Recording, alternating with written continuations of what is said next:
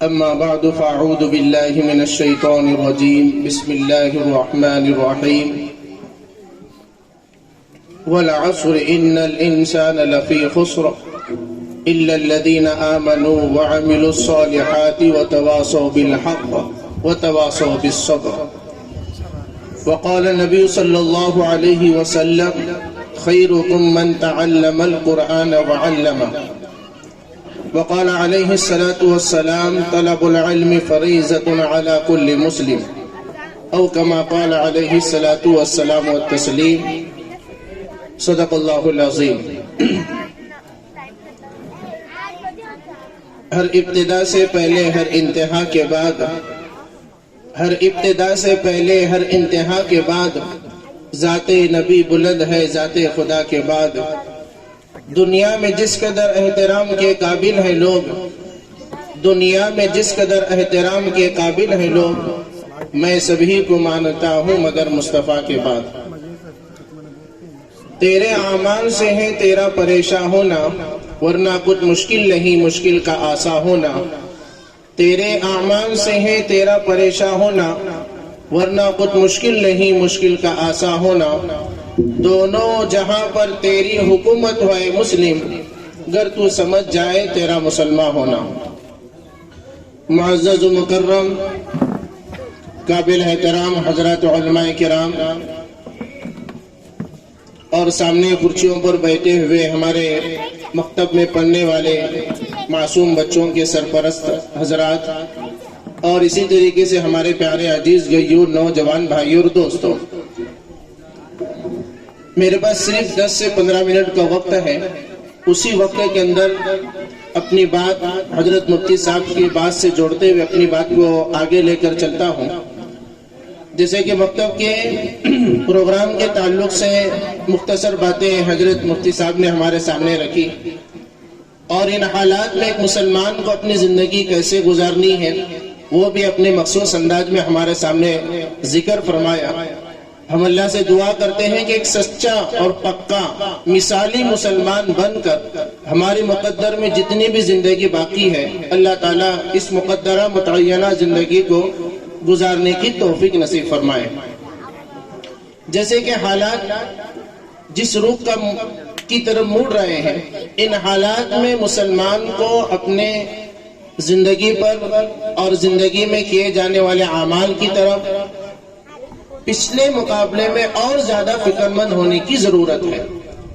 یعنی زیادہ تمہیدی بات کی طرف نہ جاتے ہوئے مختصراً یوں میں کہوں گا کہ جیسے ہم کھانے پینے کے اعتبار سے فکر کرتے ہیں، اپنے بچوں کو ہم اچھا کھانا کھلائیں، اچھا پانی پینے کا انتظام کریں، اچھا کپڑے پہننے کا انتظام کریں، اچھے گھر کا ان کے لیے ہم انتظام کریں.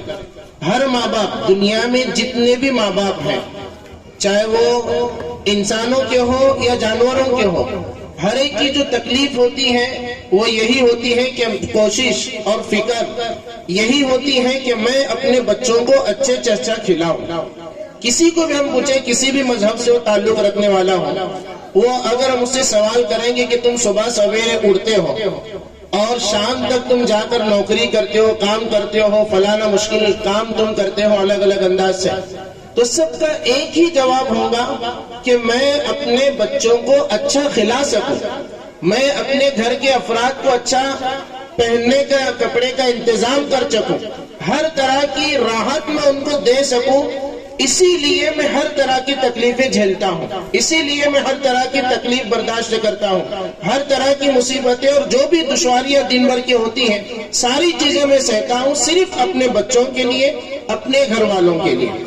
الحمدللہ یہ کوشش اور یہ فکر اپنی جگہ پر ہماری سر آنکھوں پر ہے، لیکن اس سے ایک قدم آگے بڑھا کر اب وقت آ چکا ہے کہ ہم اپنے بچے کو ایک عملی نمونہ مسلمان ہونے کا اس کو بنائیں، ایک عملی مسلمان اس کو بنانے کی ضرورت ہے. جیسے کہ پروگرام میں بچوں نے پروگرام کو پیش کیا، الحمدللہ بہت اچھے انداز سے انہوں نے پیش کیا، اس میں کوئی دو رائے نہیں ہے، لیکن اس میں ایک کمزوری ہمیں یہ نظر آئی کہ ایک طرفہ یہ محنت ہے. اس کو آپ ٹھکرا نہیں سکتے اور نہ انکار کر سکتے ہیں.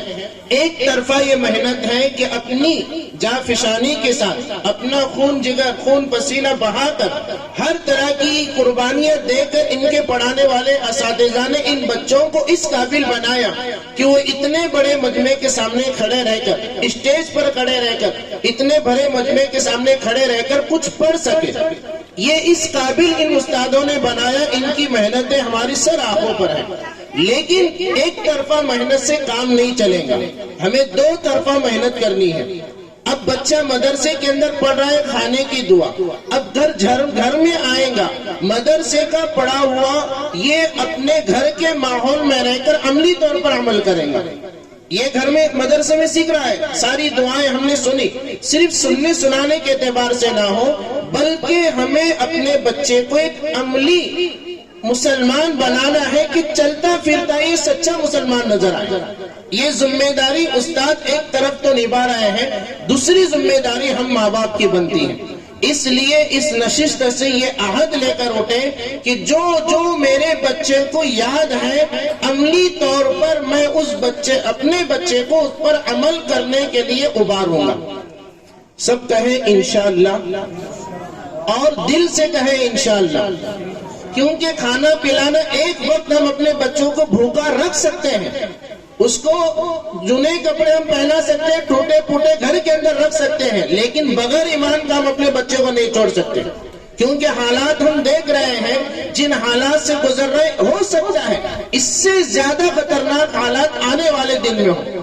اب ان حالات کا مقابلہ ہمارا بچہ اسی وقت کرے گا جبکہ ہم اس بچے کو بچپن ہی سے اسلام کی تعلیم کی اہمیت, ہمارے شاعر اسلام جتنے بھی اسلام کی نشانیاں ہیں اس کی اہمیت اور اس کی محبت ہم اپنے بچے کے دل میں بٹھائیں گے تو یقین جانیے دشمنوں کی ہر طرح کی محنتیں ہو لیکن ہمارے بچے کے دل میں ہم نے اسلام کی محبت, ایمان کی اہمیت, اس کی غیرت, اس کی چاشنی جو ہم نے اس کے دل میں بٹائی ہے, ان کی محنتیں ہمارے بچوں کے دلوں سے ایمان کو نہیں چھین سکتی.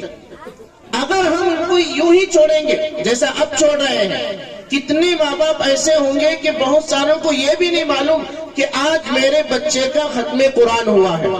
بہت سارے بچوں کا ختم قرآن بھی ہوا, الحمدللہ بڑی قابل مبارک بات ہے, لیکن بہت ساروں کو معلوم بھی نہیں. اگر معلوم بھی ہے تو کچھ احساس نہیں.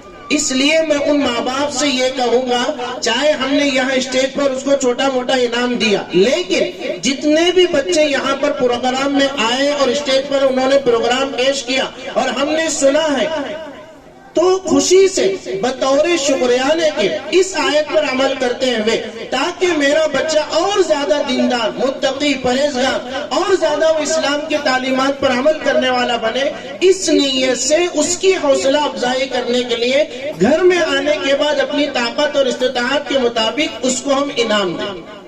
جتنا بھی ہم اس کے انعام دے سکتے ہیں. گھر میں آنے کے بعد میرا بچہ ہے, میرا پوتا ہے, میرا نواسا ہے, میرا لڑکا ہے, میری لڑکی, ہم اس کو انعام دیں. کس لیے؟ اس کی اس نعمت پر لَإِن شَكَرْتُمْ لَأَزِيدَنَّكُمْ, کہ اللہ نے میرے بچے کو اس قابل بنایا کہ وہ کھڑے رہ کر دین کی بات بول رہا ہے. اس نعمت کی شکر گزاری کے طور پر ہم نے اللہ کا شکر ادا کرتے ہوئے کسی کو انعام نہیں, خود اپنے بچوں کو انعام دے رہے ہیں. ہو سکے تو اچھا کھانا اس کو کھلائے کہ بیٹا تو نے اچھا پڑھا, تیرا ختم قرآن ہوا, تو نے فلانی دعا بہت اچھی پڑھی, جیسے بھی پڑھی لیکن اچھی پڑھی, اس کی ہمت کے لیے ہم اس کو کھلائیں گے, کچھ انعام دیں گے تو بچہ بہت آگے جائے گا. اب میں جو یہاں بیٹھا ہوں, مجھے ابھی بیٹھے بیٹھے انعام پر مجھے واقعہ یاد آیا. ہمارے والد مرحوم دعا فرمائے کہ اللہ تعالیٰ ان کو جنت میں اعلیٰ مقام نصیب فرمائے. وہ بڑے چھوٹے انداز سے تربیت کیا کرتے تھے. پوری 10 سال کی عمر ہوئی لیکن کبھی ایسا محسوس نہیں ہوا کہ پیسہ مانگنے کے بعد والد صاحب نے پیسہ دیا ہو. 4 آنے بھی ابھی تو نہیں چلتے, بچے تعجب سے سنیں گے, وہ 4 آنے بھی والد صاحب نہیں دیتے. لیکن جب 1999 میں مدرسہ جامعہ عقل کو ارشاد العلوم پہنچا تو وہاں 13 بچے میرے اپنے علاقے کے تھے. تو 13 کی 13 بچے سب کے سب 2 مہینے کے اندر کیا ہے مدرسے سے نکل کر گھر پر چلے گئے. میرے ابا بھی مجھے لینے کے لیے آئے تھے.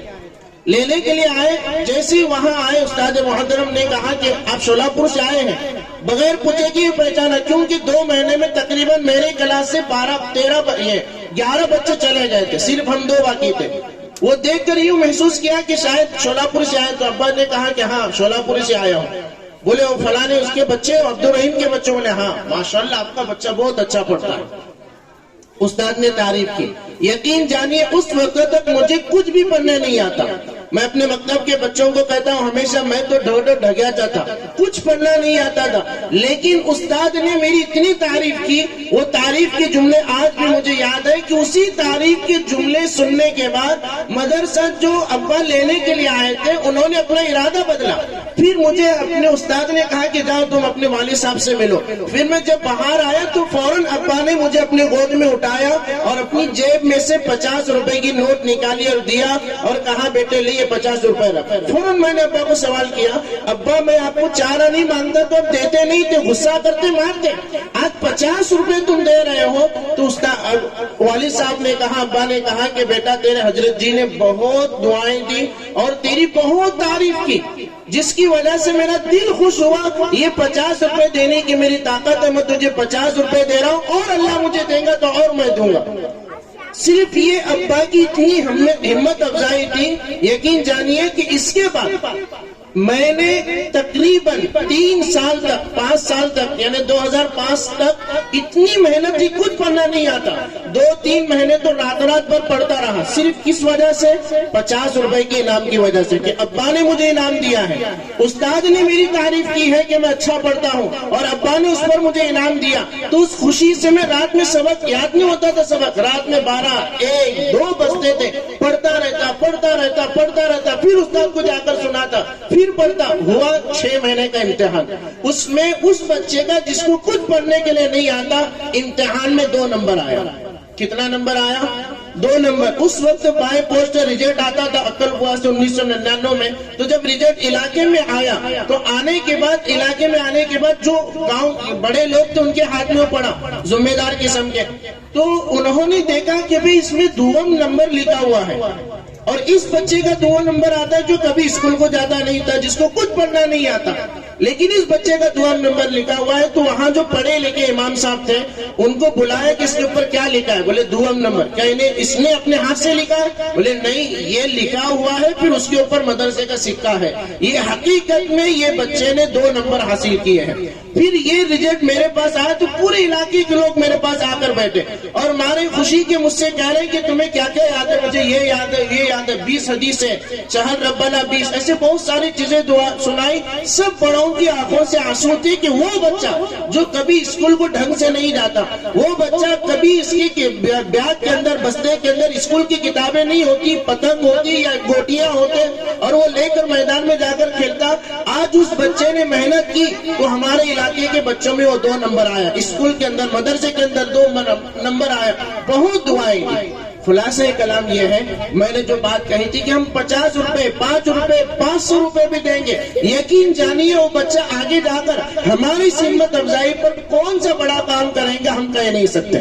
وہ 50 روپے تھے، مجھے والد نے لینے آئے تھے، لیکن میں نے محنت کی، آگے بڑھا، الحمدللہ اللہ نے کامیابی دی اور پورے 11 سال کی فراغت کے بعد ایک یعنی مکمل باسند عالم دین بن کر باہر نکلا۔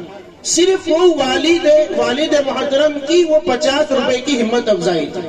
تو اس لیے آپ سے میری مؤدبانہ درخواست ہے کہ الحمدللہ استادوں نے اپنی ہر اعتبار سے محنت کی، تو اب ہماری ذمہ داری بنتی ہے کہ ہم اپنے بچے کی ہمت افزائی کریں گے انشاءاللہ۔ تو آپ کو 5 کام کرنے ہیں۔ مجھے مجلس تحفظ ختم نبوت پر بھی کہنا تھا، لیکن انشاءاللہ کبھی اس کا مستقل ایک پروگرام ہم کریں گے اور تفصیل سے ان ساری باتوں کو ہم سمجھیں گے انشاءاللہ۔ 5 باتیں والدین کے لیے ہیں تاکہ یہ بچہ پورے پابندی کے ساتھ ان چیزوں کو کر سکے۔ میری پردہ نشین عزت ماں اور بہنیں یہاں پر بیٹھی وہ بھی اس کو سنے، کیونکہ ہر کامیاب مرد کے پیچھے اگر کسی کا ہاتھ ہے تو عورت کا ہاتھ ہے، بہن کی شکل میں، بیٹی کی شکل میں، ماں کی شکل میں، بیوی کی شکل میں۔ ایک لڑکی ہوتی ہے لیکن وہ 4 اپنے روپ اختیار کرتی ہے، یا تو کسی کی بہن ہوتی ہے، کسی کی بیوی ہوتی ہے، کسی کی بیٹی ہوتی ہے، یا کسی کی ماں وہ ہوتی ہے۔ اگر ہم تھوڑا فکر کریں گے، یہ 5 چیزیں ہمیں کرنا ہے۔ نمبر 1، ہم اپنے بچے کو مکتب کی پابندی کرائیں گے۔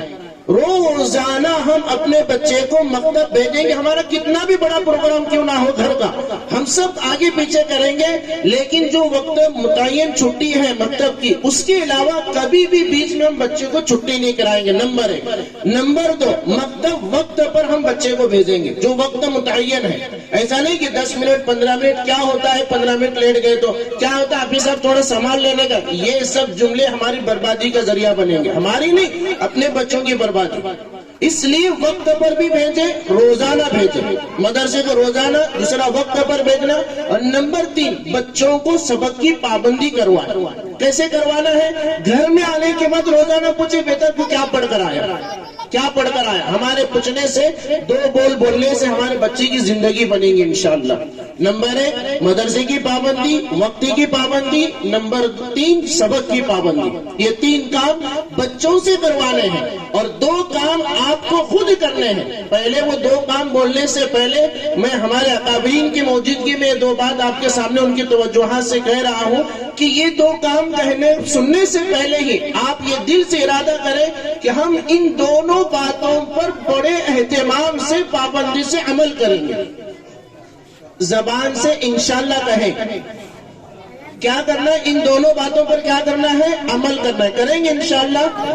کوئی بڑا کام نہیں ہے, چھوٹا کام ہے. نمبر 1 روزانہ اپنے بچے کی ایمان اور عقیدے کی حفاظت کے لیے, اس کی تعلیمی, تربیتی, اخلاقی ترقی کے لیے صرف 1 منٹ اللہ کے سامنے رونا ہے. کس کے سامنے رونا ہے؟ اللہ کے سامنے. گڑ گڑائے 1 منٹ, 5 منٹ نہیں, روزانہ معمول بنائے کہ میں صرف اپنے بچے اور بچے کی ایمان اور عقیدے کی حفاظت کے لیے, اس کی تعلیمی, تربیتی, اخلاقی کی ترقی کے لیے 1 منٹ میں اللہ کے سامنے روؤں گا, اللہ کے سامنے روؤں گی. یہ کام ہمیں کرنا ہے. 1 منٹ روزانہ ہم پابندی سے اللہ کے سامنے روئے بچوں کے لیے, ان کی تعلیم اور تربیتی ترقی کے لیے. 1. اور دوسرا کام ہے 5 منٹ روزانہ ہمیں اپنے بچوں کے ساتھ بیٹھنا ہے. کتنے منٹ؟ 5 منٹ. بہت بڑا کام نہیں, چھوٹا کام ہے. ہم 2-2, 3-3 گھنٹے موبائل کے سامنے بیٹھ سکتے ہیں, دیگر اور کام ہم کر سکتے ہیں. سارے کام کو چھوڑ کر صرف بچوں کو لے کر بیٹھے, ان کے ساتھ کھیلیں, ان کا مزاج سمجھیں کہ میرے بچے کے مزاج کیا ہے. نرم مزاج ہے, سخت مزاج ہے. نرم مزاجی سے سمجھنے کے مزاج ہے, سختی سے. اگر نرم مزاجی سے سمجھنے کے مزاج ہے, ہم اس پر سختی کر رہے ہیں, ہم اپنے بچے کو سخت بنا رہے ہیں, جس کو ہماری بھاشا میں کہتے ہیں کہ ہکڑ بنانا. مار کھا کھا کر وہ مونڈ ہو جائے گا. اگر سخت مزاج کا سمجھنے کا مزاج رکھتا ہے اور ہم اس کو نرمی سے سمجھا رہے ہیں, وہ لاڑ کے اندر کیا ہوگا؟ سڑ جائے گا. اس لیے مزاج سمجھنے کے لیے ہم اپنے بچوں کے ساتھ رہیں. اپنے بڑوں کی جو بھی صحبت ہے وہ بچوں کے اندر منتقل ہوں گی, اور ہم الحمدللہ عالی اور بلند فکر رکھتے ہیں. یہ فکریں اپنے بچوں کے اندر منتقل کرنے کے لیے کیا کرنا ہے؟ نمبر 2 پر کام 5 منٹ بیٹھنا ہے. سب بیٹھیں گے انشاءاللہ. اس سے انشاءاللہ ہمارے بچوں کا مستقبل بھی روشن ہوگا, مکتب کی تعلیم کے اندر اور نکھار پیدا ہوگا. بچے ڈسپلن کے ساتھ ایک منظم طریقے سے, کتنا بھی بڑا پروگرام ہو, یہاں بیٹھیں گے. یہاں بچے جو مستی کر رہے ہیں, یہ میری اور استاد کی کمزوری نہیں ہے, ہماری کمزوری ہے. کیا ہم اپنے دل پر ہاتھ رکھ کر بولے, پوچھے اپنے آپ سے, کیا میں نے اپنے بچے کو, بچی کو یہ سکھایا کہ بیٹا جب مکتب میں جاؤ, مسجد میں جاؤ, پروگرام میں جاؤ تو خاموش بیٹھنا؟ تو جواب نفی میں آئیں گے, نہیں میں آئے گا.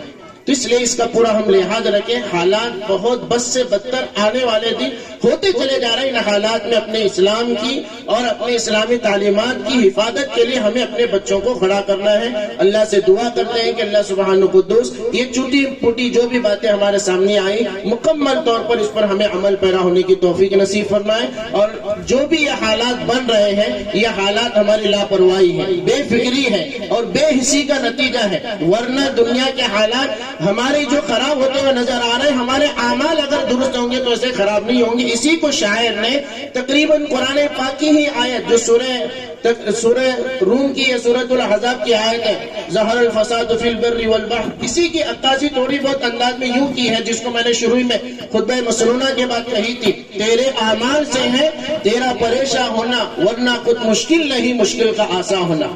ہم مسلمان ہیں، حالات آئیں گے، لیکن حالات میں یہ ڈرنا مسلمان کا کام نہیں ہے. وہ اپنا عمل سدھارے گا، پھر سدھار کر اور اپنے عمل پر مضبوط ہوگا، پیچھے نہیں آئے گا. پیچھے ہٹنے کے بجائے 4 قدم اور آگے جائے گا حالات میں. یہ سچے مسلمان کی علامت ہے. تیرے اعمال سے ہے تیرا پریشان ہونا، ورنہ کچھ مشکل نہیں، مشکل کا آسان ہونا. دونوں جہاں پر تیری حکومت ہے مسلم، گر تو سمجھ جائے تیرا مسلمان ہونا. ہم اپنے مسلمان ہونے کو سمجھے، اور ہمارا مسلمان ہونے کا مطلب یہ نہیں کہ ہم اپنے ملک سے غداری کریں. ہمیں اپنے ملک کی بھی حفاظت کے لیے، اپنے دین کی بھی حفاظت کے لیے اٹھ کھڑے ہونا ہے. جو بھی قربانی ہمارے ہاتھ سے بن پڑتی ہے وہ دینا ہے. اللہ سے دعا کرتے ہیں کہ ان حالات میں اپنے ایمان پر، اپنے تعلیمات پر ہر اعتبار سے استقامت کے ساتھ اللہ ہمیں جمے رہنے کی اور اس پر عمل پیدا ہونے کی عملی طور پر ہمیں توفیق نصیب فرمائے. پھر آخر میں اپنے جو منتظمین حضرات ہیں جنہوں نے ایک پروگرام عالیشان انداز میں سجایا، اللہ تعالیٰ ان کو قابل مبارک فرمائے، ان کی محنتوں کو قبول فرمائے، ان کی کاوشوں کو قبول فرمائے. ان کی محنتیں اور یہ جو کاوشیں اور ان بچوں کو جو تیار ہونے کا جو بھی ذریعہ بن رہی ہے، یہ ان کے لیے مرنے کے بعد اور آخرت کے لیے صدقہ جاریہ بنائے، اور اس پروگرام کو ہمارے پورے علاقے کے لیے خیر کا ذریعہ بنائے. آمین یا رب العالمین. وآخر دعوانا الحمدللہ رب العالمین وما توفیقی الا باللہ.